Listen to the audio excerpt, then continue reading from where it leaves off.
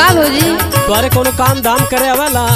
काहे ना आवेला हो? बर्तन बाहर फेंकल बा और कूचा बाहर फेंकल बा, मारत है एकदम दिमाग खराब कर रखे। अच्छा तू ना कह पावा तू का हो? अरे हम कितना करी? काहे ना करबुआ का करे हो? अरे तोहे बतावत है ऐसे कैल जाला। अच्छा हम जानी थे ठीक है, हमके मत इतना चिल्ला करा। अच्छा हाँ सुना सुनावा।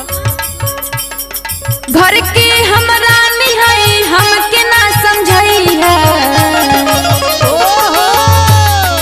घर के हमरा निहाई हमके ना समझाई है। हे भौजी जाके अपने नैहर में सिखाई है, जाके अपने नैहर में सिखाइया।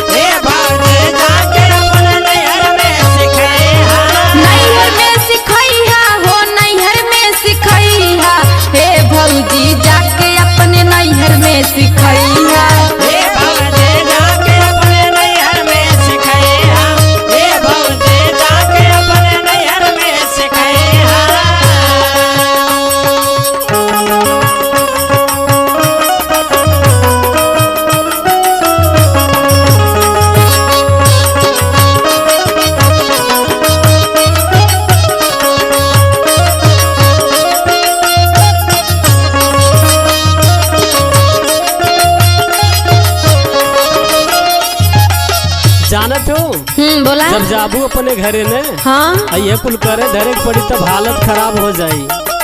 इतना अच्छे से यहाँ रही थे तो कौन जरूरी दूसरे घरे जाए भाई भौजी। हाँ सुना जिंदगी भर यही रहबू काहे ना रहा। अच्छा? सुना भैया के अपने हाई हम दुलारी,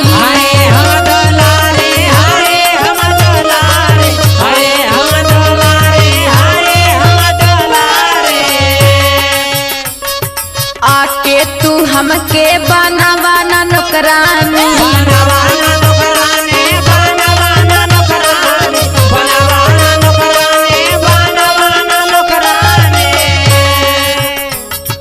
काम कुल करा सुना हमके ना चिल्लाई है, हरे काम कुल करा सुना हमके ना चिल्लाई है। हे भौजी जाके अपने नैहर में सिखाई है,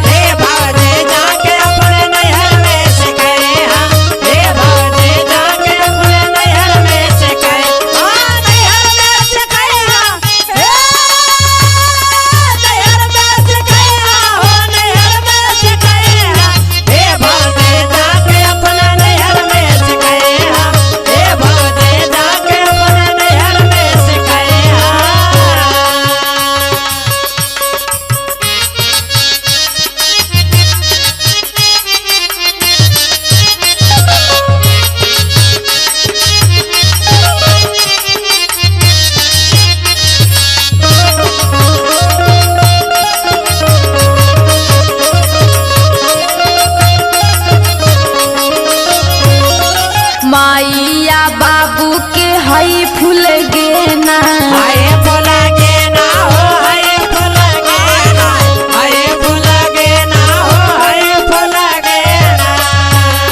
जब से तू आइलू बना देलू खिलौना,